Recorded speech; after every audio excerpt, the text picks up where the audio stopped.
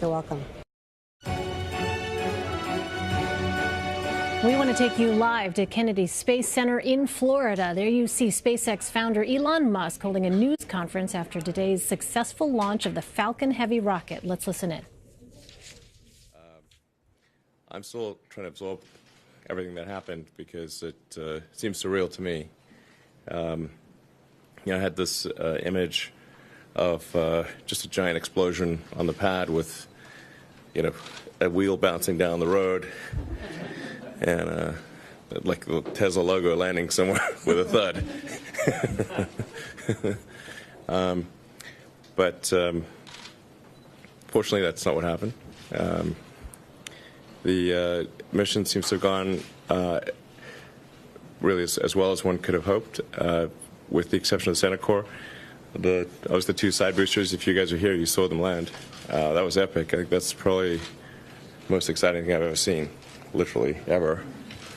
And then the center core obviously didn't land on the drone ship, or we would have shown that. I mean, we're looking at the issue, but I think it didn't have enough propellant to relight the all three engines. Sorry, enough for something called TTAB, triethyl aluminum triethyl boron, that's used to light the engines. So it, I believe that the center one lit, I believe, and the outer two did not, and that was not enough to slow the stage down. Apparently, it hit the water at 300 miles an hour. And took out two of the engines on the drone ship. So if we got the footage, that sounds like some pretty fun footage. So if the cameras didn't get blown up as well, then we'll put that out for just the blooper reel. But that's neither here. We weren't going to reuse that center core anyway, or the two side boosters. The side boosters, we'll figure out some place to put them, but. Since they're not Block 5 or version 5, we weren't planning on reusing any of the cores. The upper stage seems to have worked perfectly so far. The two burns were executed correctly, and now we'll see if the upper stage avionics survive quite an arduous trip through the Van Allen belts. Normally, the stage will pass very quickly through the Van Allen belts. Here, it's essentially dwelling there for several hours. And then it's going to do a restart, deplete its propellant, and go to transmos injection. And the propellant levels all look good. The propellant, after the second burn of the upper stage, we were only 0.3 sigma away from predictions, so which is basically very minor. So it has plenty of propellant to complete the transmos injection, assuming that the fuel doesn't freeze and the oxygen doesn't boil off and the electronics don't get fried. So those are the issues. We'll find out in a few hours if that burn is successful. I don't think if there's anything else I know that's worth mentioning. I went out to the landing zone, took a look at the side boosters. They look in really good condition. So they're both reflyable, although, as I said, they're combination of version 3 and version 4. So we're only going to be reflying really version 5 at this point. That launches shortly, and that'll be our mainstay. We'll stick to version 5 for the Falcon architecture. We don't expect to have a version 6. All right, any questions that I haven't answered? I'll do my best to answer them, but not sure if I have the information yet, but I'll try. So we're going to start in the room, okay. And the first question goes to David Curley from ABC News. Elon, spectacular. What did you learn? What did Falcon Heavy teach you? Taught me like crazy things can come true. Because he'd said I didn't really think this would work. Because when I see the rocket lift off, I see 1,000 things that could not work, and it's amazing when they do.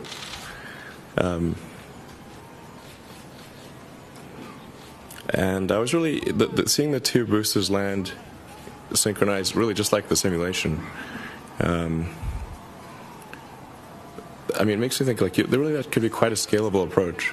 You could imagine large numbers of those just coming in, landing, taking off, landing, doing many flights per day. So I think it gives me a lot of faith for our next architecture, the sort of the interplanetary spaceship. We have different names for it, but BFR is kind of the code name. And it gives me confidence that BFR is really quite workable. But I was actually looking at the side boosters, and they're pretty big. They're 16 stories tall, 60-foot leg span. But we need to be way bigger than that. So I think it's given me a lot of confidence that we can make the BFR design work.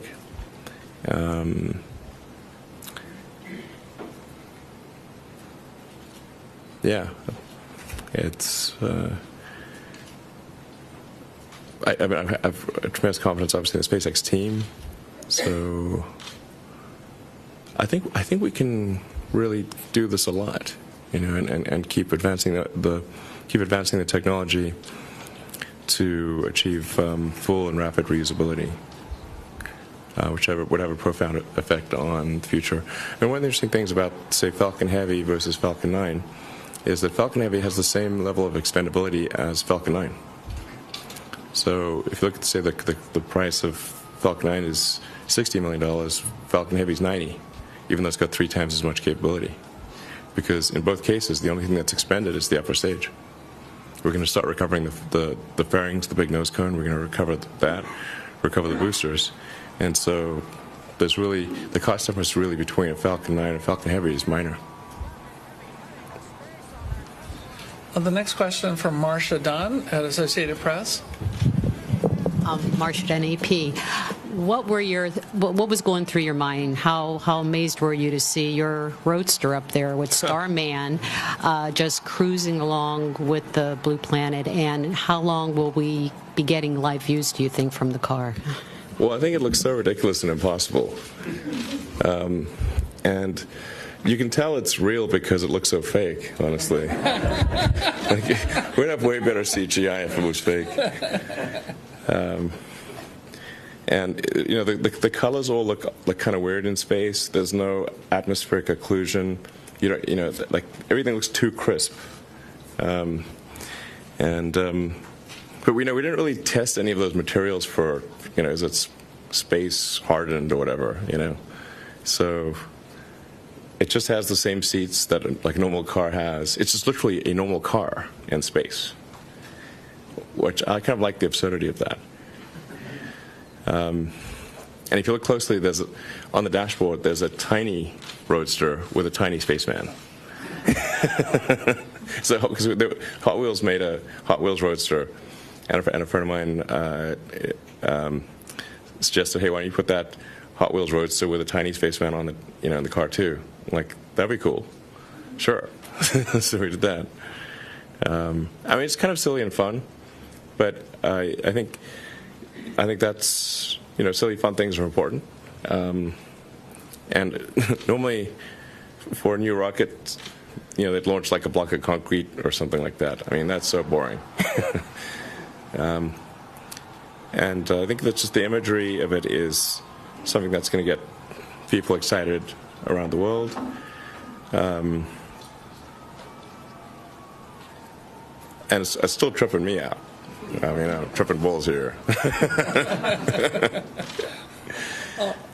Nick, next question in the room. How about Brendan Byrne from WMFE, the NPR affiliate in Orlando? Yeah, congratulations, Elon. Great launch today.